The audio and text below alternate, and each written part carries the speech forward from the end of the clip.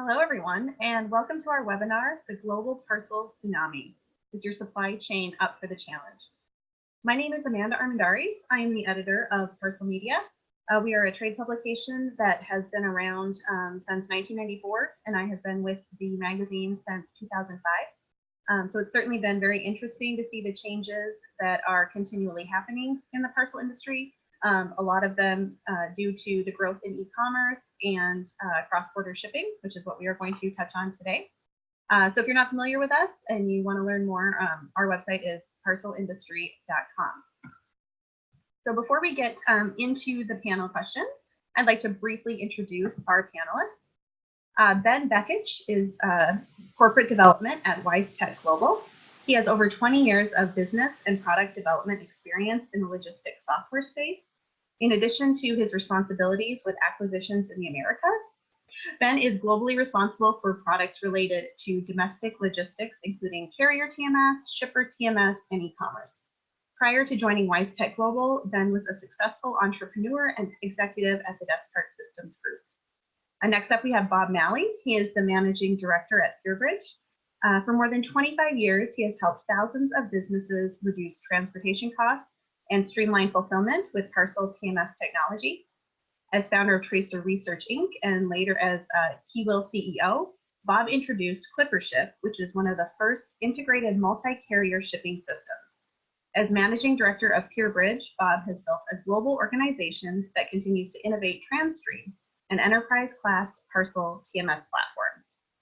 Next up is Kerry Holmes. He is Director, Europe and South Africa for Smart Freight. And he also has over 20 years of experience in multi-country domestic and international transport, logistics, telecommunications, and transport software development. He brings to the table meaningful and practical contributions for any industry sector looking to enhance the delivery experience. Next up, we have Rajiv Mohapatra, and he is the SVP and GM of Pitney Bowes Commerce Services. He is a digital business leader with more than 25 years of experience in retail, high-tech, and finance industries.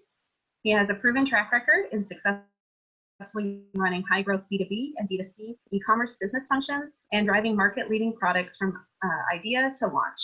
Rajiv has demonstrated leadership by establishing strategic vision, managing global cross-functional programs, including driving business integrations, establishing new work functions, and building high-performance organizations.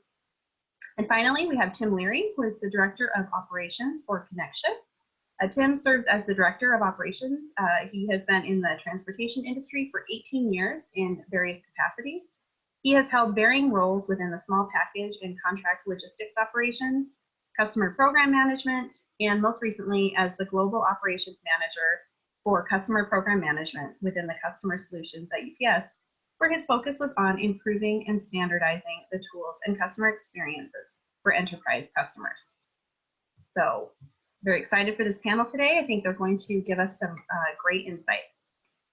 So first up, the trends. What is currently happening in this industry? When we say that there's a global parcel tsunami coming, what does that mean exactly? Well, first off, consumers are buying global over local, which is driving parcel shipping around the globe. No longer is your country of residence or the businesses that are near you any barrier to procuring the item that you want. So the global small parcel market share is growing. Obviously, some regions are going to be higher than others, but overall, global shipping is up around the globe. Big e-commerce is changing the customer mindset for fast and free shipping regardless of distance, which obviously can be a challenge that shippers are going to have to confront. No matter where they are, consumers often want the fast, free, 2-day, same day, 1-day delivery. And obviously, depending on where you are shipping from, where you're shipping to, that's going to be a challenge that will need to be overcome. Some of the trends that we're seeing in the industry as a whole, a lot of the industry is adopting a B to B to C delivery model. So instead of your typical B to C model, in this case, a business gains access to a consumer market share through an intermediary, a second business. And we're seeing that model adopted more and more. There's also what we call a global endless aisle. You can ship inventory from anywhere in the world to anywhere in the world. And we're also seeing a lot of leapfrogging as retailers drop ship from the manufacturer directly to the consumer. Finally, there are some trends that are becoming more and more apparent in terms of cross-border and the last mile. Every region and country are different and warrant their own specific strategy. We're also seeing a shift in kind of what is considered a parcel carrier. If you have a phone and a vehicle, you can now be a delivery company. And so that's presenting a lot of opportunities as well for shippers. And finally, we see more and more that retailers are using an omnichannel strategy, shipping not just from a distribution center, but from fulfillment centers, stores, and suppliers. So it's all about the best way to get the product into the hands of the consumer. So with that, I'd like to dive into our first question, and that is for Rajiv of Pitney Bowes. The question is, Pitney Bowes publishes research on global parcel shipping trends. So can you share with us some of your findings? Definitely. Thanks, Amanda. And I think you already teed it off very well. Thank you. Some of the background on what we have been doing here in Pitney Bowes is for the last several years, we started this trend of towards around August and September, we would launch this global survey. We talk to the retailers, not just in the US, globally within Europe, in Asia Pacific, as well as in South America, and then try to understand what's happening in those regions, what exactly is changing in the retailers' world, what are some of the needs, and for specifically for the last 2 years, we said, why just talk about the retailers? Let's also look at what else is driving the demand in those markets, and then how is the overall trade changing between country to country as well as within the country. So we also do a lot of survey on the consumer experience.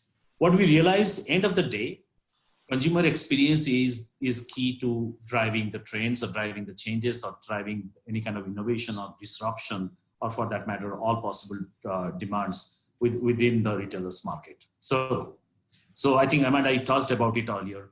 The traditional thinking of parcel movement between countries or within countries have evolved purely from a B2B2 model to B2B2C model, meaning end of the day, consumers are the ones who are dictating how they need the parcels, when they need the parcels, how soon they need the parcels, and how much they want to pay for the parcels. So this whole nuance of fast and free shipping is really dictating exactly how the retailers should work, and anyone who is working with the retailers to move the parcels should work.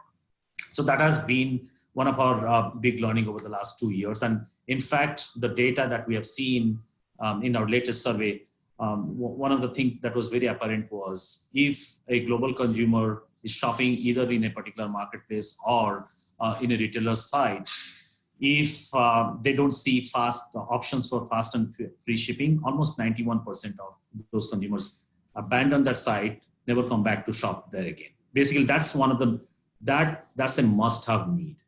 At the same time, it also changes where the consumers are shopping. For instance, here in US, majority of the shopping happens on the retailer's website, if it is not happening within the store.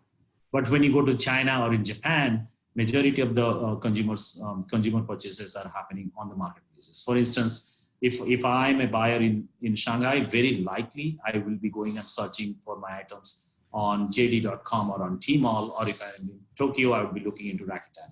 So from a retailer's perspective, if I want to do business in China or Japan, I better be working with the marketplaces. So that's again the data points that we see. 60% of Chinese consumers would always go to the marketplace first. Actually, it's a lot more than 60%.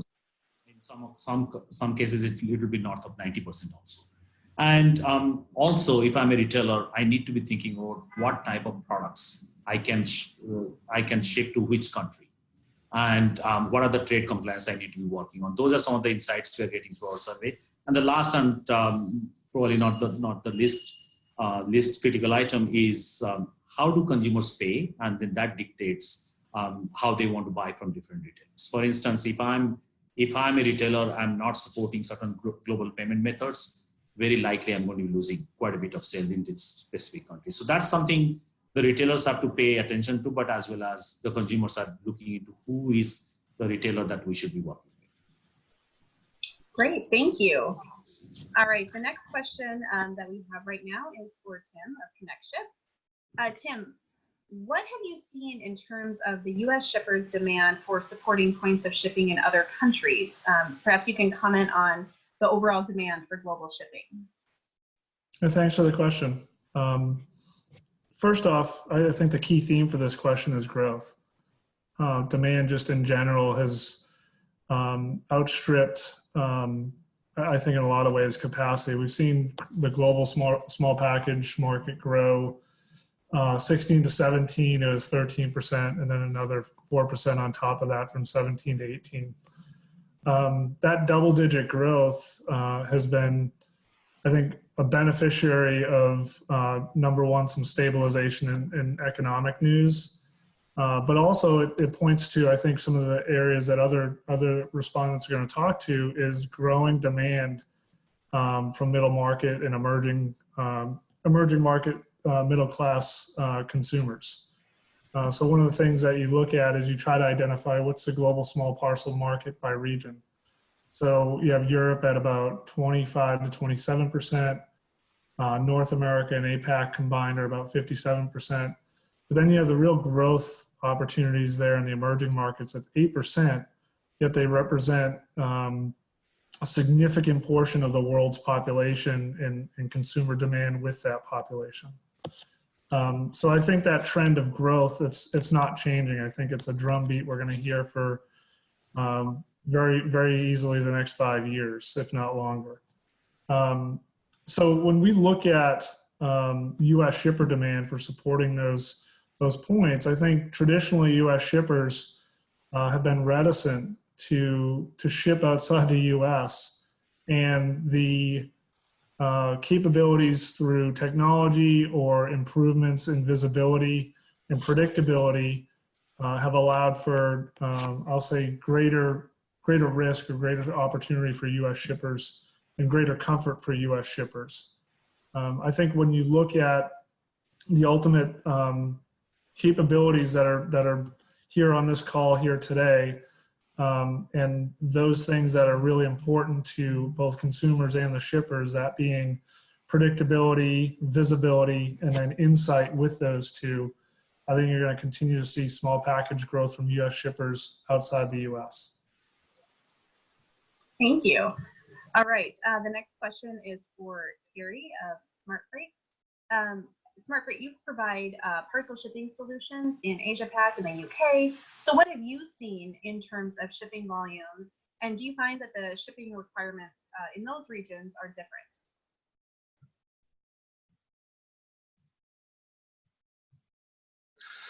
Yeah, like the other fellows are saying, the whole e-commerce online purchasing trends continues to grow here in this part of the world as well. Predominantly driven by purchasing trends out of China and Asia in general, but slightly to a lesser degree in the US and United Kingdom. I think the traditional bricks and mortar type environment here in this country, because of its location of Australia and New Zealand in particular at the bottom of the world, sees many of the online retailers moving offshore, and thus that growth in Asia in particular being our closest neighbours. We do see, however, some slightly different trends in the UK market with the never-ending Brexit issue that continues to go on there. There's definitely a slowing of e-commerce activity, whether that's through fear of what will transpire on the 29th of March when a decision is made one way, other, or a delay, as the case may be, on the decision for Brexit. The impact of that, of course, flows into the Irish market as well. That said, overall, the online trends for this part of the world continue to accelerate. And I think it's most interesting as well here, where with Australia as a continent the size that it is, we have an issue of tyranny of distance, where from one side or the other of Australia alone is in many cases larger than Europe in its totality. So you combine the tyranny of distance, the trend for online retailing, lower tariff rates for non-dutiable goods to be able to come into this country, all are a recipe for success for that particular part of the industry. Thank you. All right, our next question is for Bob Malley of PureBridge. Bob, you provide a platform that enables omnichannel shipping. How does this relate to the global shipping trends we've been discussing?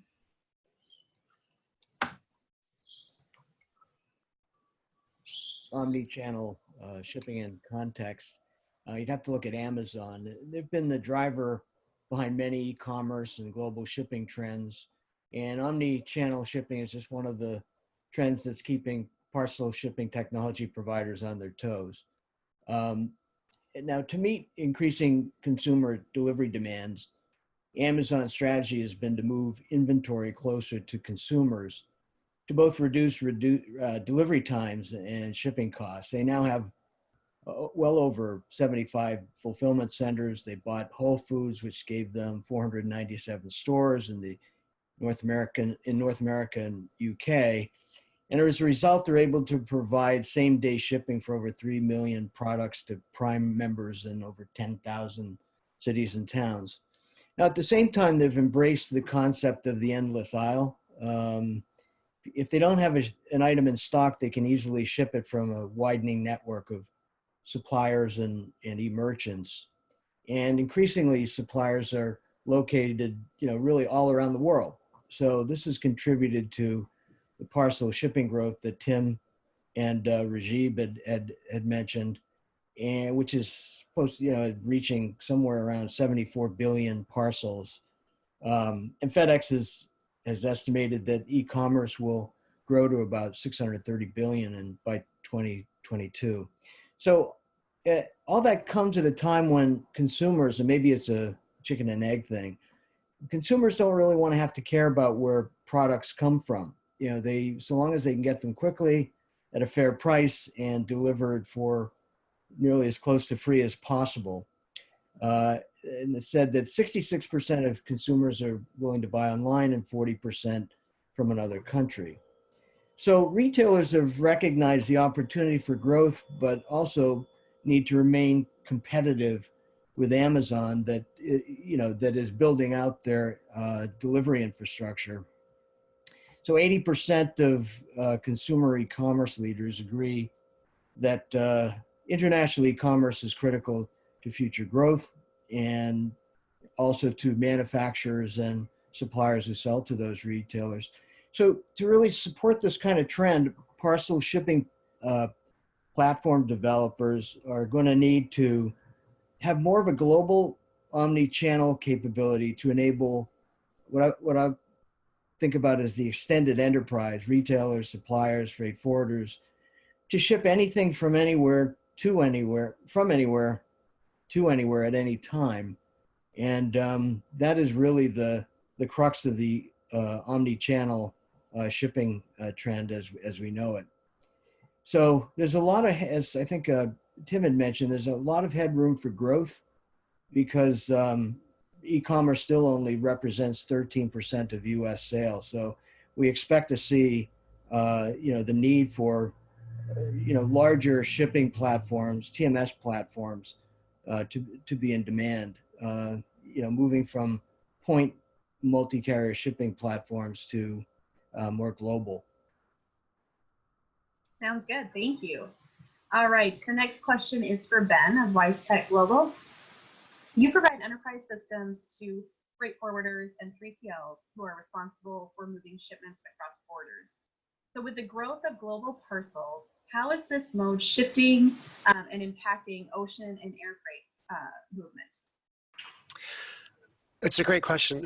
For our global 3PL customers, the largest change to the supply chain that we're seeing is being driven by e-commerce. And if you think about it, historically, how did things get moved around the world? You'd get a big ocean container or an air consolidation, and a lot of things would travel together and they would go to a retailer or manufacturer's location all together in a big container. That's drastically changing today. So what we're seeing more and more because of e-commerce is that you'll get thousands and thousands of individual shipments to individual consignees all bundled together into an air consolidation or ocean consolidation. But why does this change the supply chain? Well, one, many countries are asking for customs declarations by consignee. So what used to be one set of paperwork could now be 30,000 sets of paperwork. Also consolidating all these things together, you're getting at the country of origin, thousands and thousands of individual shipments coming into your consolidation center that all have to be bundled together and consolidated to go to the right country.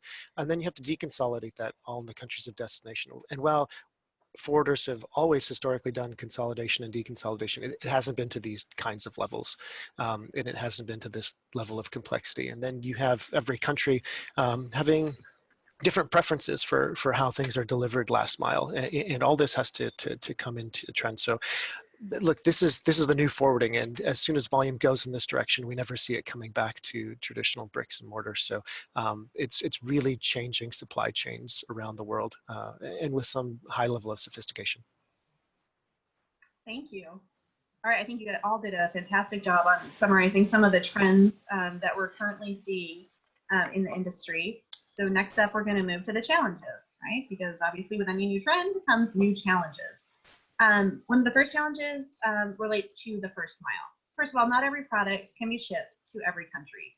There are huge, extensive lists of what can be shipped where, what can't be shipped where, and it's really important that your product is not being shipped somewhere it shouldn't, because that can result in fines, obviously delays. So first and foremost, make sure that you can ship what you are shipping. Secondly, if it is okay to ship, how are you going to get paid? There are some different challenges in the global e-commerce market with regards to how your company receives payment. And some of our panelists are going to touch on that more in a little bit, but that is definitely something that you want to keep in mind. A third challenge relating to the first mile is how do you support all of the diverse technical and workflow needs of the manufacturers and the distributors? Obviously, needs are going to vary by country and by industry, and so that's something that shippers are going to really have to take into account as they craft their global strategy. Regarding cross-border challenges, it can be hard enough to achieve entire life cycle visibility just here in the US sometimes. So then when you throw in global shipping, achieving that complete visibility from order entry through delivery can definitely be difficult for shippers to do, but it's something that has to be done. And so that is definitely a challenge that shippers need to make sure they overcome if they want to be successful in the global arena.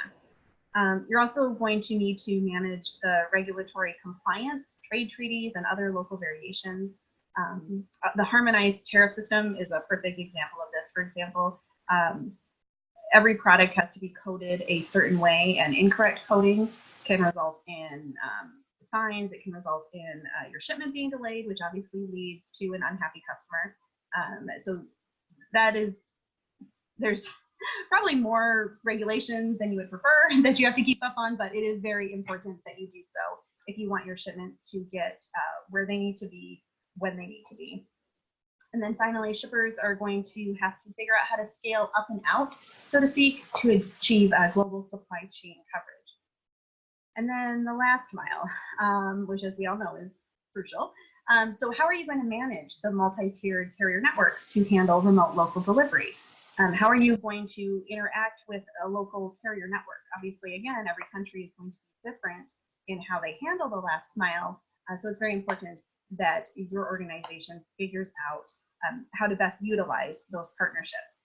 And then finally, speaking of partnerships, you're going to want to select the right partners and suppliers that offer a mix of value, trust, and stability, and obviously an extensive an extensive knowledge of the local market. So with that being said, let's jump into the questions. The first one here is for Ben.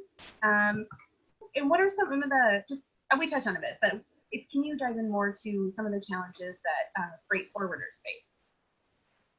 Well, freight forwarders are by their nature interested in this problem globally, and because the localization of e-commerce is different country by country, the regulations are different, the processes, they really are looking for a global solution. And because you have different delivery methods, country by country, different delivery preferences, country by country, it gets complicated. It's different. Someone put a question in about 321 clearances in the States, and this is a beautiful example of it, where freight forwarders want to be able to clear things through customs in a more automated fashion, and they're lobbying the government to be able to do so because of the high e-commerce volumes. So the challenge is that it is different country by country, and then you need to incorporate all that into your global platform. I would say that's the biggest challenge, and the thing that we get asked the most at WiseTech is, can you provide us with a global platform that really brings all this into one place for us? All right, thank you. The next question is for Rajiv. What are the global shipping difficulties faced by retailers bringing goods across the borders? So things like landed cost, trade compliance, tracking, and return. Absolutely. I think piggybacking to Ben's point, it's same thing. It varies from country to country. I talked a little bit about the global e-commerce survey that we do every year. Some examples would be, if you think about Canada, majority of US volume goes to Canada. That's a beautiful trade relationship we have with our Canadian consumers over there. But the reality is they care about fully landed cost for shipping, right? So when we talk about fully landed cost, it's not just the cost per shipping. Do I have to pay duty and tax or not? Do I have to do duty and tax upfront, or do I have to pay duty and tax when I receive the packages? And when does it get levied? Some of those complexities definitely matter both for the retailers as well as the consumers. And again, if I'm buying, I want to make sure the least amount to buy this product from a retailer in the US. And applying that on different products, because the duty and tax rules vary from product to product. And also the type of information you need on each product, and associating that beforehand so that the buying experience and the shipping experience is absolutely seamless is a huge challenge for the retailers. Right? So from a consumer's point of view, they need a seamless experience, but at the end of the day, is the retailer able to stand up and then provide all this information, put it as part of the selling experience? That's definitely a big challenge. When you look at countries like Australia, yes, they do care about the duty paid or unpaid, but then end of the day, they care a lot about how much ultimately I'm paying for the shipping cost, right? So you have to look at it from country to country perspective. And something else that Ben touched on is the cost adds up when you start defining exactly what's the chain of custody, or how is your parcel moving from point A to point B. What's the first mile solution? Who is doing your consolidation? How much processing is happening in the consolidation and the sortation centers? And ultimately, who is your last mile? Not picking the right type of partners or not defining the right network strategy could extend your shipping cost quite a bit. And that matters for the end consumers, because ultimately everyone is looking for the fast and free shipping. The other challenge that we have seen quite a bit over the last years, and it's also evolving over the period of time as more and more cross-border transactions increase within global trade, is fraud and payments. Meaning, if I'm a consumer in Malaysia, I'm buying from, let's say, Harrods, that happens to be one of the biggest retailers in UK. Unless whoever is the payment processor that Harrods has recognize the credit card issued by a Malaysian bank, that card can very likely be marked as a fraudulent transaction. Then there goes your cart abandonment, there goes loss of your sales. So having a way to recognize global payment methods and global payment options is going to be a extremely critical thing. And payments and fraud go hand in hand. That's the other thing we have seen quite a bit of rise. Just between 2017 and 2018, we saw huge amount of emphasis into how retailers look into fraud. In fact, in 2017, fraud was one of the lowest ranked issues or concerns they had, versus in 2018, when we see that almost jumped 6 to 7 points in terms of criticality for them. Reason being, as the transaction volume increases, so also the fraudulent transactions. So neither party wants to pay for the cost. And ultimately, the retailers have to be able to figure out what's a fraudulent transaction and what is not a fraudulent transaction, and how do we minimize the false positives also, right? So these are some of the key issues. And then the last thing that is coming into picture as part of a global transaction or global cross-border business is returns. As you can see today here in the US, we almost always look at, is the retailer providing me free and fast return service or not? That particular expectation is also starting to become more and more global. And what we have seen overall, 64% of the consumers in many cases don't come back and ship again if there is no return service. And on the retailer side, bringing the parcels back to the originating country is also a big challenge, because you may or may not want all the items to be back to your warehouse. There has to be intermediary solutions regarding how this parcel needs to be handled, whether it needs to be liquidated or needs to be rerouted. What's the freight services associated with it? How exactly we are going to deal with all the customer service fees? It's becoming a bit of a headache. And this is, as I said, this is the evolving expectation in the consumer as well as the retailers market. And we'll keep an eye on this, but I do believe this is becoming a challenge as well. Thank you, Rajiv. All right, the next question is for Tim. And can you just kind of expand upon what are the technology challenges with global shipping? Sure. So I kind of chuckle at this question because what aren't the challenges with global supply chain management, and specifically technology challenges? You look at the questions and you see some of those coming through today. The audience here, the panelists, we deal with these every day. But I try to distill those down into maybe 5 big buckets, 5 big categories, at least how I see them. And the 5th one I think is a challenge, but it's also part of the solution as well, or one of the solutions. You don't want to just identify what the challenges are. You want to see, hey, what are the things that you can maybe help resolve those challenges? So first I see data security and safety. So we continue to hear about data access, focusing on control of that access and permission for that access. And then ultimately, as you know, in Europe, who has responsibility for that data? The next item I think is probably more regulatory challenges. So how do you integrate regulatory challenges, barriers, restrictions into your technology solutions? Those could be anywhere from environmental regulatory challenges, let's say like the use of electric vehicles, low emission requirements for last mile delivery, trade treaties, and then local or municipal requirements, whether they're transportation or employment requirements that you have to build into your solutions. I think the next bucket is probably innovation. How do you use and how do you build innovation into your strategy that drives opportunity? And then, I mean, I was on a call earlier today with my organization about opportunity costs with innovation. Where do you put that invested capital to make sure you have the right strategy around innovation? So I think innovation is a big element of that as well. I think the other bucket is probably visibility. I'll call visibility, analytics, predictability within the milestones of a shipment or of transportation legs. I think that's a key element of challenges for all providers. And then the 5th one I think is a challenge, but I think it really offers an opportunity. I think that is really about picking the right partners depending on what you're trying to resolve.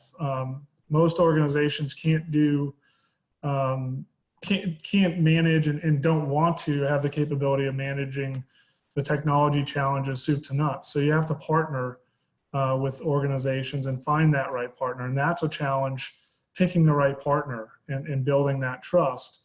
But I think that also offers an opportunity or a solution. As these folks on the call know, technology is only as good as the partners that you have and the ones that are going to help you in a particular market or with a particular segment of your customers. So I think picking the right partner to leverage that technology and to support your strategic vision is critical. Excellent, thank you. All right, our next question is for Carrie. Can you give us a little bit of insight into how parcel shipping technology requirements are different in Asia Pac and the UK compared to the US? Sure, sure. I guess from my perspective, I sort of see the answer to this question really being in three parts. So I'll give you the first one first. So here we go. I think the first challenge for organisations and carriers included, or transport companies or couriers, depending what part of the world you're in, is the decision whether we go cloud-based, locally installed software, or something in between. There's the challenges around, and I've had this conversation many times about data ownership. What happens when the net goes down? Can I continue to ship? And those types of challenges. I think for most businesses today, the level of sophistication and understanding cloud-based technology platforms versus that of locally server installed type solutions is a lot better. However, I would question if many of our online shippers in particular fully understand not only is it the ability of their business to manage those platforms, but what the country that they reside in can handle. The internet in the UK and the US pretty slick. Here in Australia, fine if you're on the eastern seaboard, it starts to get a bit patchy once you head into the country, and there's a lot of country here. And New Zealand remains a testing ground for many technology platforms, particularly around the internet space. So there needs to be some serious consideration given to those questions come the time. I think the greatest challenge, however, with regards to technology development doesn't sit with shipping solutions, and there's a number of us represented on this call today, but the fact of it is that at some point in time for the guests on this call, they're going to have to engage with a carrier partner to get their goods picked up from themselves and delivered to the final mile. To give you some idea of the challenges that we face here, particularly in Australia, and I'll keep it Australian-centric at this point, there are 42,000 road transport organisations registered in this country. Outside of the top 30, they service only 10% of the volume of product that moves around this country. So there's an awful lot of people servicing small regional centres, whether it be the mum and pop type operations with one vehicles that Jeb touched on there earlier on.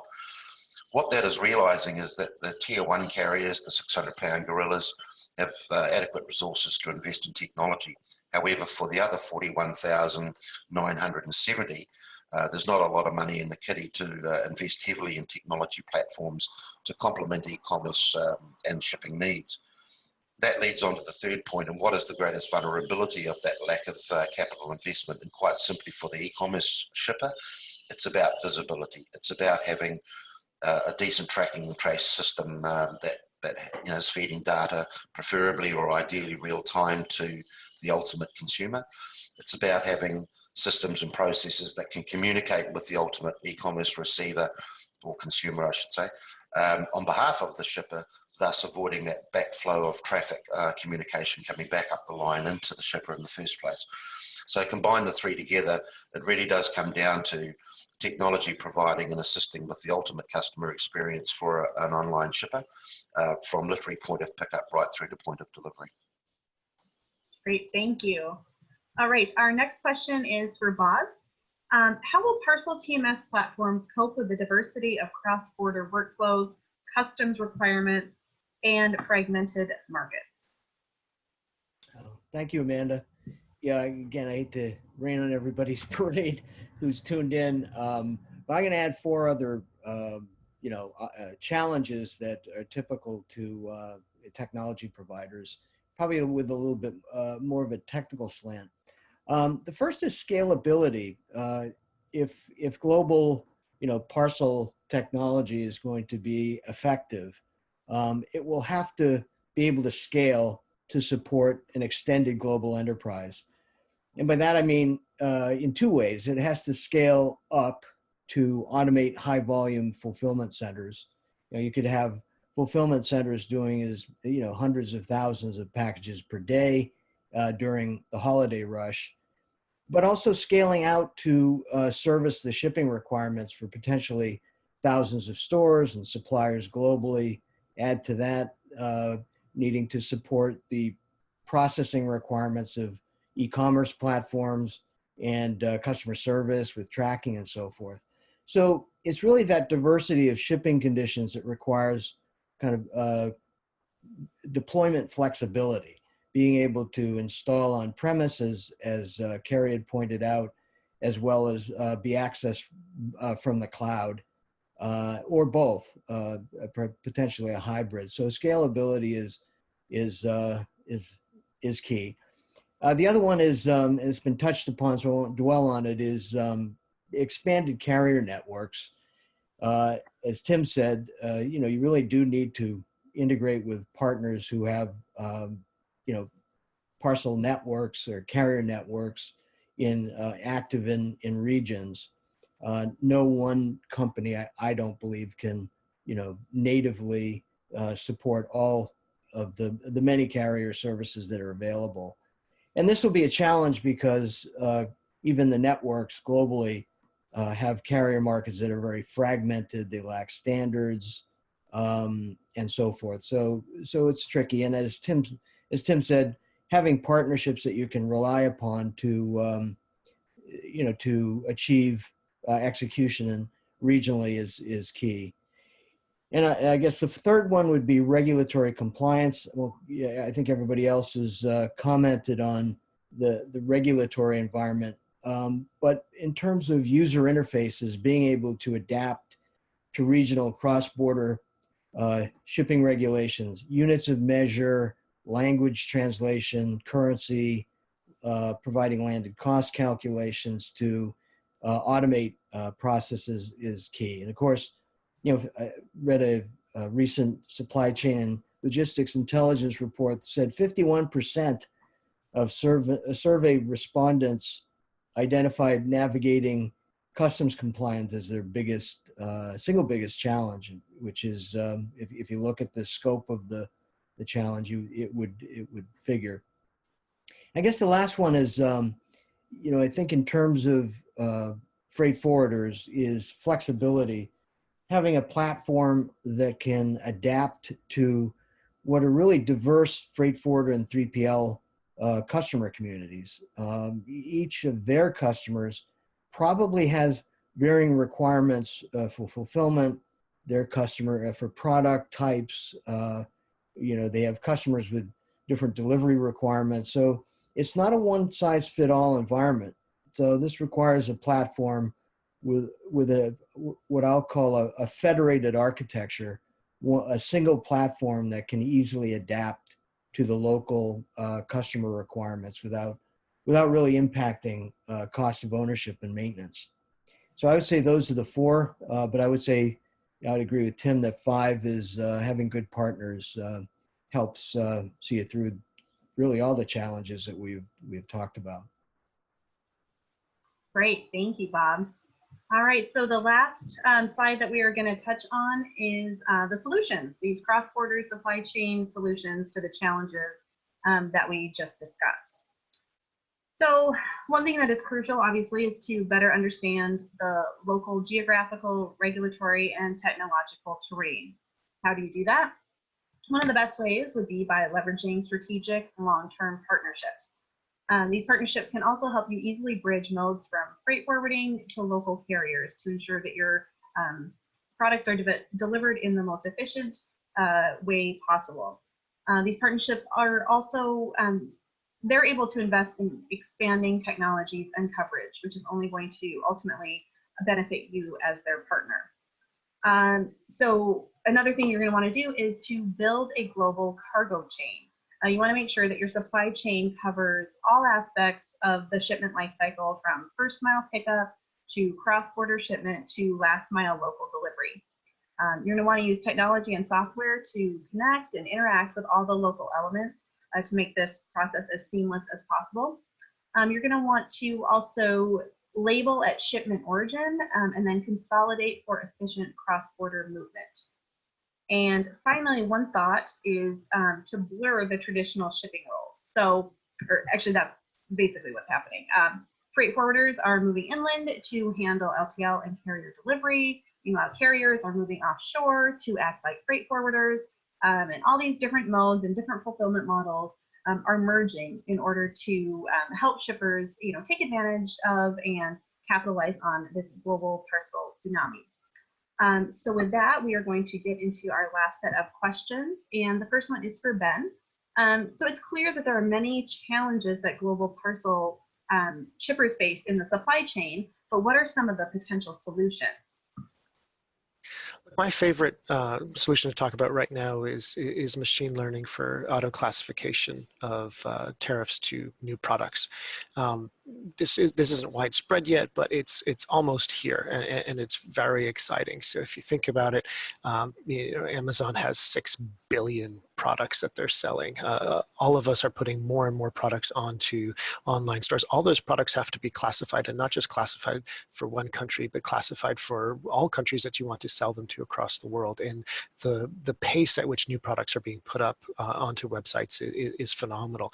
So one of the things that's coming now is not just a platform for covering your top 10 countries for e-commerce and for being able to do customs there and classify them, but also adding machine learning to that to help with the classification, especially of low value, low risk goods, just because there's so much volume there that it's getting really hard for people to keep up with it without machine learning. So that's one of my favorite things to talk about right now as to what's coming.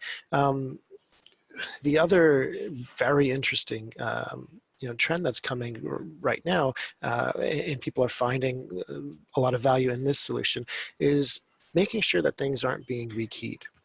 So, and this sounds so simple, right? But you'd be surprised with how much rekeying and how much translating there is still happening in the global supply chain. And this really can't happen for e-commerce. So we're sharing data and information in new ways, and people are no longer trying to be as protective of their data in building this walled garden around it like they used to. They realize that they need more throughput, they need more automation, especially in e-commerce. So there's some very interesting things happening on those fronts.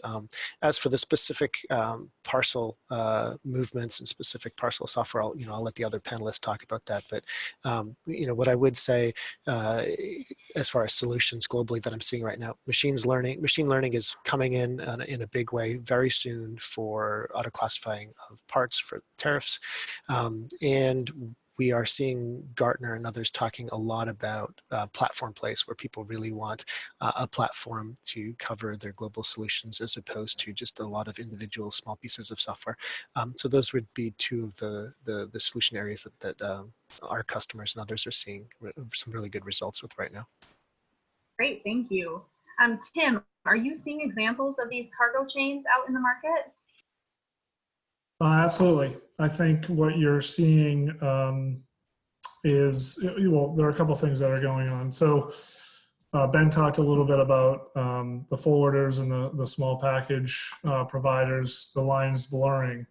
I think what you're seeing is a couple solutions that are out there that allow for freight forwarders and in fact small package providers, or in the cases of DHL, FedEx, or UPS, where they're both, they're using products that use consolidation, single points of entry, and then direct injection into small package networks. And actually what we're seeing too is when those products or capabilities are paired with, let's say, a supply chain optimization study, which allow for an organization to figure out, hey, where should I be injecting into a region or into a zone, that there's a lot of optimization of a supply chain for that. And so those capabilities, whether they are DHL, whether they are FedEx, whether they're UPS, whether they're a forwarder partnering with a small package provider, you're simplifying the shipment process, you're reducing those complexities. And as noted in earlier respondents, the brokerage piece, the clearance piece, oftentimes becomes that obstacle. If you can simplify that, you create more throughput, more simplicity, and ultimately more opportunity for growth. Thank you, Tim. Rajiv, how are retailers managing these cargo chains? Yeah, I think I'm fascinated with all the conversations with machine learning, etc. Absolutely. Lot of this decision support is happening through big data type solutions. But more in the physical world, another problem that we see that is emerging in the market, and the retailers need solution, and some of the service providers are already starting to solve is this whole aspect of multi-carrier, right? So almost 83 to 85% of the high volume retailers, they prefer to have 3+ carriers in their network. And there is a couple of reasons behind it. A, they don't want to have a single point failure, especially from a cross-border world when you're moving parcels from a country to country. There are multiple touch points. So obviously, multiple carriers or multiple freight forwarders are going to participate in this overall supply chain.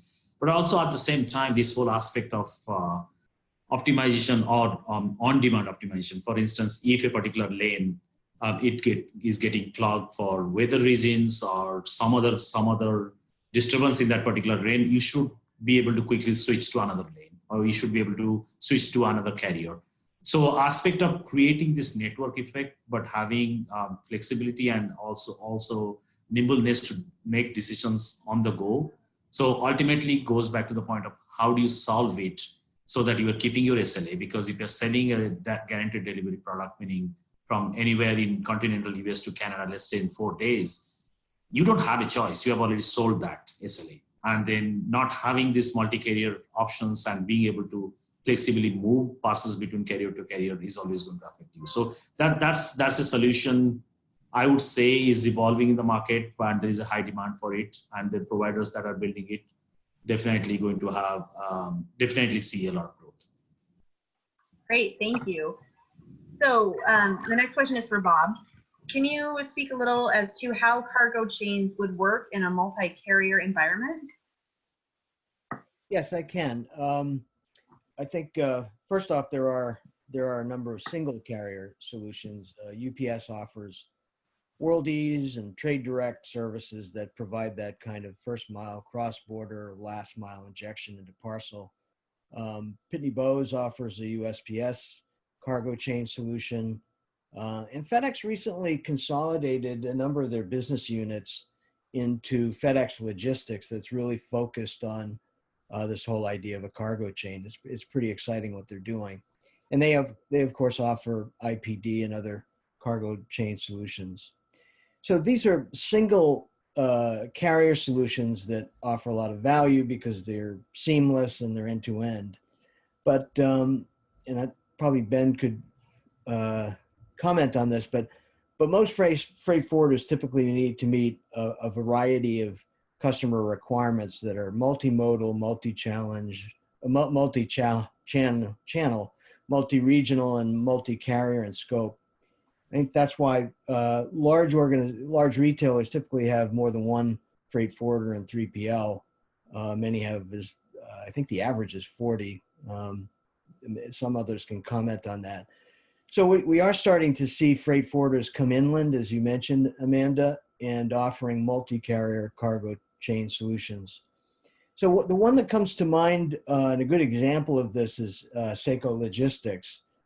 They're an air freight forwarder that offers a cargo chain service that provides delivery through a variety of parcel networks, including UPS, FedEx, DHL, and other regional carriers. So the way it works is they label parcels at the international port of origin. They consolidate those parcels into an air freight container. They manage customs clearance, and then at the port, the line haul parcel into parcel network drop-off points, the carrier hubs, who handle the last mile. So we expect to see more freight forwarders move inland, as you mentioned, to satisfy e-commerce consumer demands that are, multi-carrier in nature. Of course, the challenge will be how to provide back to challenges, would be how to provide a seamless multi-carrier experience, similar to those offered by single carrier cargo chain providers like UPS and FedEx, especially in the presence of, the enormous complexity. But, with the demand for e-commerce and the amount of, opportunity for growth that exists, The innovation will find a way. Sounds good. Thank you. All right, we have one more question for Carrie on our panel, and then we're going to do a quick poll, and then we'll try to get to a couple of questions before our hour is up. So Carrie, we were talking about global shipping and last mile into the US, but what does this look like on the ground in Asia Pac and the UK? Yeah, very, very different country to country, Amanda, that's for sure. So if we could talk about perhaps the strongest link from the areas where we operate, the chain between the United Kingdom and the US is very, very strong. Strong currencies on both sides, similar currency dollar values, pounds and euros. It sees that market particularly strong. However, going into the US from this part of the world, and I'll talk about Australia and New Zealand specifically, it's not quite so. And the reason I think we're seeing from feedback from our own client base is that we've got a disparity between the Australian, New Zealand exchange rate to that of the US. The US is an expensive place to do business for companies in this part of the world. And further to that, I think the tyranny of distance does come into play. The volume of uplift out of Australia and New Zealand, and I'm talking aircraft in particular, into the US is not as strong as it was in the case of the United Kingdom. So actually the capacities are not as good as what other parts of the world enjoy.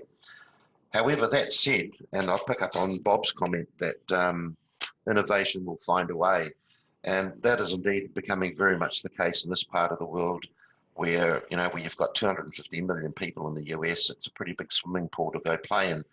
So what we're seeing more and more now is our customers are consolidating small orders into air freight containers and shipping to the US, dropping it on FedEx's, UPS's, DHL's back doorstep for the final mile delivery. The cost benefits of doing that are considerable. We are talking well in excess of 50% saving versus that of direct shipping at an item level. Further to that, the speed these days of consolidating versus direct shipping with the likes of those tier 1 international carriers, truth be told, there's a very worst case scenario. It might be 24, 48 hours difference in transit time. In the e-commerce space, that's an acceptable level in most instances, and thus our customers, we're seeing more and more this consolidation, or break bulk as it's also called, or drop shipping. These practices are becoming very, very common, and the technology platforms are slowly but surely evolving to facilitate that. And I know for a fact Bob and ourselves are very much connected at the hip, if not at the head, on that very type of platform. Wonderful, thank you. Okay, so the first question, and again, any of our panelists can jump in and answer if you would like to do so. So in reference to B2C customs clearance, can you touch on the challenges of, oh, actually, no, I think Ben, you touched on this one before, I'm sorry. So we'll go to jump to this one, which also says it's for Ben, that anyone else could also give their input, obviously. I wanted to see how the ever-changing de minimis affects the global supply chain as governments are motivated by tax incomes, the EU going back to a €0 threshold, similar to the AU. Can you touch on that? Certainly. Look, this is a great question. De minimises are wildly different all over the world, and that means that you have to have very different rules when you're shipping to different countries. So just a quick clarification: Australia still has a $1,000 de minimis, so it's abnormally high. But I guess what I would say is it's not just the de minimis you need to worry about. And yes, there is. There are actually conflicting trends here. So if you look at what's happening with Canada, Canada is raising the de minimis, largely from pressure from the US to facilitate more trade flow, specifically e-commerce trade flow from the US into Canada. And it's not just through the de minimis that the governments will collect taxes. I think, Amanda, on a previous webinar, you and I discussed this. Sometimes they will charge a fee even for submitting a customs clearance entry that's under the de minimis. So it's a great question. What I would say, though, is it's not just the de minimis that you need to worry about, because in some countries, even if something is under de minimis, you still need to make a customs declaration, albeit a different customs declaration than a standard high value one. So this comes back to, all adult questions. The answer is it depends, right? It really does depend on the country that you're dealing with. De minimis is one of the things that comes into play, and it would mean that you wouldn't have to pay duties and taxes, but it doesn't necessarily mean that you don't have to make a customs declaration filing. And so there's a lot to go here. I guess my specific answer to Neeson's question would be, there are actually conflicting trends globally here. Some countries are lowering their de minimis, some countries are raising their de minimis. It has a lot to do with local politics and geopolitics. But in all cases, it's not just the de minimis that matters. You really have to look at what it takes to make a complete filing in those countries. Great, thank you. Great question. Before we jump into the next question, does anyone else want to touch on that? No? All right.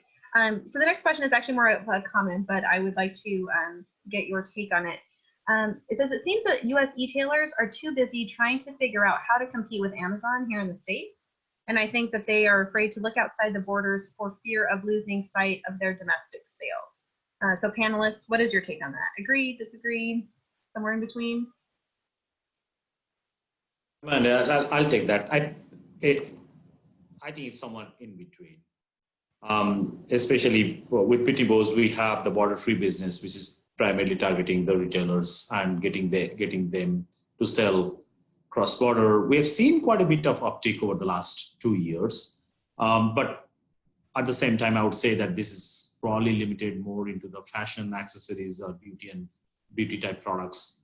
Of course, there is a lot more products that is in demand outside. This is a big market. We hear it almost every day from our partners in China. So I think the market is still evolving. In fact, the true cross-border players in the service providers in the market is also evolving. A couple of years back, I have to say, Border3 probably was the market leaders, but I do see 2 or 3 other players have entered in the market. So this is changing. But another thing, if you guys pay attention, you'll see Amazon itself has also started selling quite a bit out from US into other countries, and so also eBay. In fact, eBay started it 5-6 years back. That was one of the partnership they had with Pitney Bowes.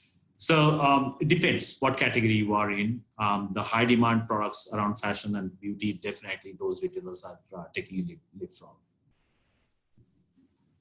I would only add that the trend is towards more sales outside of the country. And particularly those countries that are already used to importing or buying from overseas. I think Ireland, for example, buys 80% of their e-commerce from overseas, and a lot of that from America. So that trend will probably expand. But I think that the premise of the question is correct, that the U.S. Merchants are probably a little bit more squeamish to move outside of their comfort zone. Thank you, Bob. Anyone else want to weigh in before we wrap up today? No? All right. Well, a huge thank you to everyone who attended. We appreciate you being here with us today. Thank you to Carrie, Tim, Ben, Rajiv, and Bob for your excellent insight. This is definitely a topic that is going to remain very relevant in the future. So it was wonderful to hear your insight on that. And I hope everyone has a wonderful rest of your day. Okay, great. Thank you.